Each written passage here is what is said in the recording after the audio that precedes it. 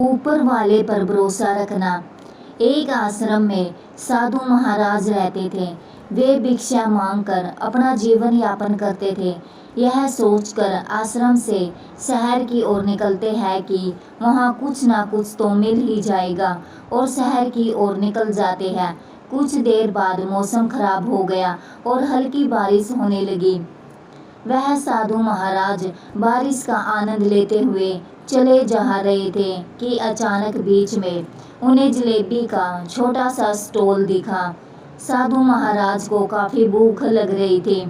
उन्होंने सोचा, क्यों ना इस हलवाई से कुछ खाने की चीजें मांग ली जाए, लेकिन उनकी हिम्मत ही नहीं हुई वहां जाने की। तभी हलवाई की नज़र उन साधु महाराज पर पड़ती है जो बारिश में भीग रहे थे।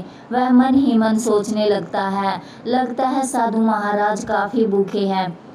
तभी हलवाई साधु महाराज को अपने पास बुला लेता है और साधु महाराज को भरपेट भोजन देता है। साधु महाराज भी उसे खूब आशीर्वाद देते हैं।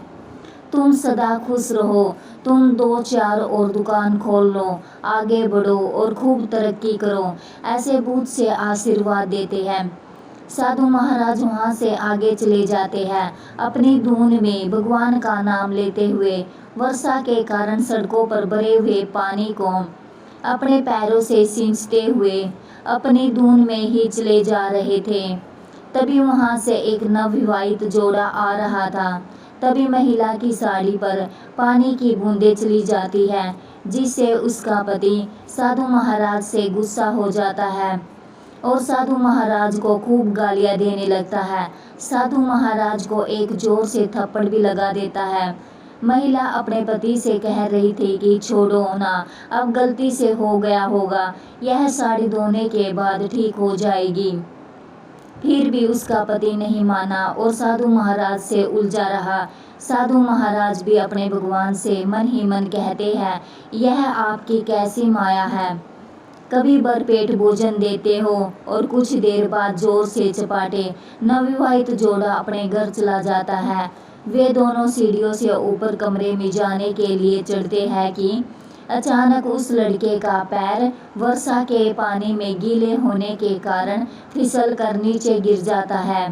वह लहूलुहान हो जाता है और तुरंत ही बेहोश हो जाता है। सभी लोग वहां इकट्ठे हो जाते हैं। तभी उसकी पत्नी पहले हुई सभी घटना के बारे में बताने लगती है और कहती है, जरूर उस साधु महाराज ने कोई श्राप दिया होगा जिससे मेरे पति नीचे गिर गए हैं। अब वहां इकट्ठे हुए कुछ लड़के गुस्से में उन साधु महाराज को ढूंढने के लिए निकल पड़ते हैं। जैसे ही वे सभी लड़के साधु महाराज को देखते हैं, उन्हें मारने लगते हैं। साधु महाराज पूछते हैं, मुझे क्यों मार रहे हो भाई? फिर वह लड़के सारी बात बताते हैं और कहते हैं, जरूर तुमने मेरे मित्र को श्राप दिया होगा जिससे वह सीढ़ियों से ऊपर चढ़ते वक्त नीचे गिर गया।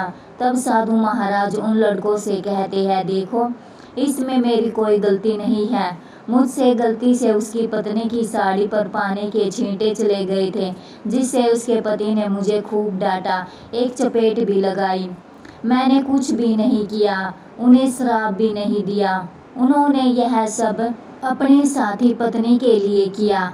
वैसे ही मेरे साथ गलत होते देख मेरे साथी मेरे भगवान चुप कैसे बैठ सकते थे, उन्हें कुछ तो करना ही था। सभी लड़के शांत हो गए और वहां से चले गए।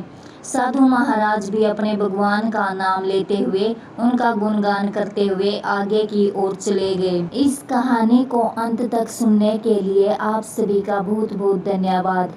राधे राधे दोस्तों।